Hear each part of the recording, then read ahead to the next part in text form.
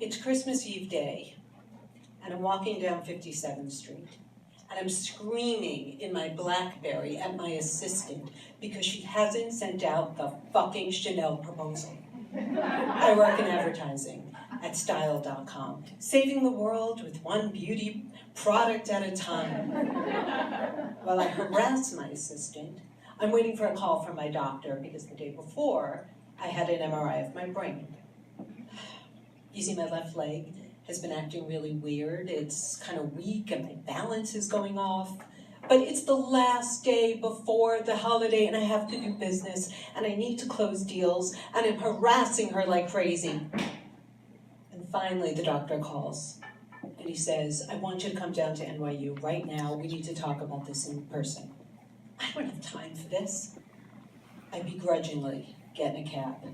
And the cab driver has the audacity to take Fifth Avenue straight down. There are tourists gawking at a tree. It's bumper to bumper. I'm sitting there with my head down, plugging away on my BlackBerry. Every now and then I lift my head up and I yell at him for taking Fifth Avenue. We finally get to the hospital. The meter says $45. I don't tip him. I walk in the hospital, and it smells like ammonia.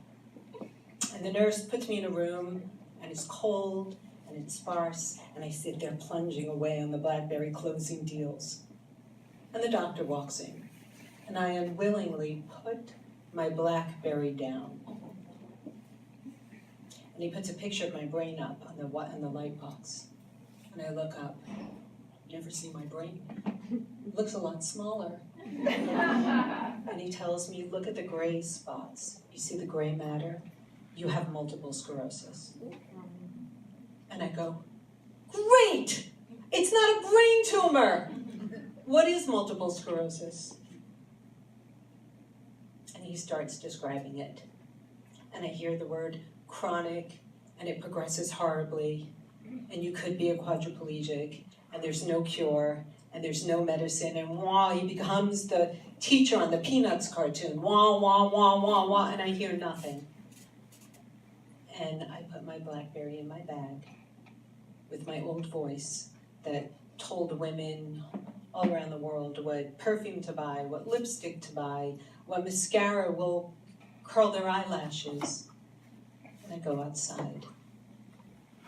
And I'm on 2nd Avenue. And I want to go uptown and I can't figure out if I should make a right or a left. I'm lost. And I call my husband. And he says, I'll come right down, I'll be with you. And I tell him no. I know what I need to do right now. And I hail a cab and I go back up to 57th Street and 5th Avenue to my favorite department store. And it's bedlam. It's the last day before the holidays. It's crazy last-minute shoppers. And I walk straight back into the handbag department. And I buy a $3,500 Prada bag. And I am positive, at this moment, this bag is going to cure me. My friend Jen had Hodgkin's disease. She got a Bottega Veneta bag, $6,500. She's cured. My cousin Jan had colon cancer. A Givenchy Hobo bag did the trick. My friend Wally, she had a brain tumor. She got the creme de la creme. A $14,000 Hermes Birkin bag. Those tumors were benign.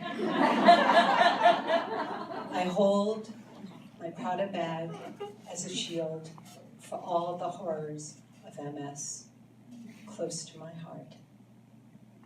But it doesn't work. The NYU doctors want to put me on some injectable medication that you plug into your thighs and your belly and your arms and your ass. And I tell them, I don't do needles, I do handbags. Then we go to a second opinion doctor and he too wants to put me on the injectable. And my husband, with his encouragement, we do it. And every single night, I stab myself. And it feels like a bee sting and it hurts like hell.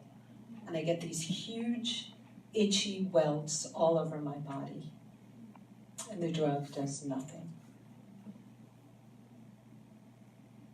My left leg is weaker.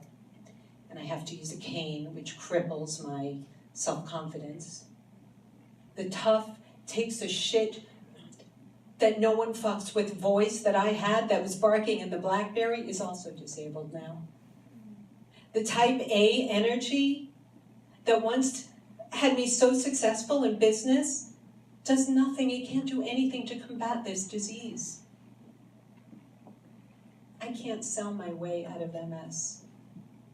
There's no commission check that's big enough to wipe away the fear that I have. A new pill comes out. A pill, not a needle, a pill, and I take it for 2 years, and the only side effect is that it may cause heart attacks. But I take it for 2 years, and my leg gets weaker, and I'm sitting in my doctor's office, and I'm hysterical crying about how weak my legs are, and he says, he doesn't even look at me, he's typing away on the computer, and he says, I hope you have a good psychotherapist. I get a new doctor. This time I go on Dollars for Docs. It's a website that shows how much money the pharmaceutical companies are giving your doctors to put you on certain medications. Okay, let me tell you, now that I don't work, I finally have something important to tell people. The next doctor is an independent guy from Kenya that my physical therapist suggests. He said people walk out of his office. He doesn't let the pharmaceutical companies go in the building. And he comes up zero on Dollars for Docs. I walk into his office with cautious optimism. The place looks like the Metropolitan Museum of Art. There are African artifacts in every corner, and the magazine selection is classy. He's got Vogue, Architectural Digest, The New Yorker, The old place had the National Enquirer, People magazine, and like old used copies of the New York Post. The doctor spends hours with me. It's like the 4 seasons for MS. He wants me off the pill immediately, and he puts me on this infusion that I have to do once a month. It's needles, but the infusion suite is like a spa.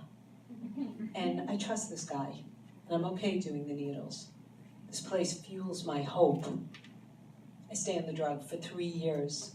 And even though the side effects are a fatal brain infection, I have the worst kind of MS. I have primary progressive MS. This drug did something. For 3 years, my legs were stronger. I had my balance back. Then it lost its efficacy. Okay, what's next? A tiny little bit of a drug for cancer injected in my spine. When I met this doctor, I said I'd never do a spinal tap, but I'm desperate and I'm terrified. My left leg and hand isn't moving. They aren't moving. And I'm incontinent. And every time I go to the doctor's office now, I bend my head over and I put my head in the crotch of a nurse, and the doctor starts putting a needle in my spine. And the things that come out of my mouth, the obscenities that I am screaming, I didn't even know that I knew. But I'm also praying at the same time. Unfortunately, this drug didn't work either. And I'm losing this battle. I need 2 canes now.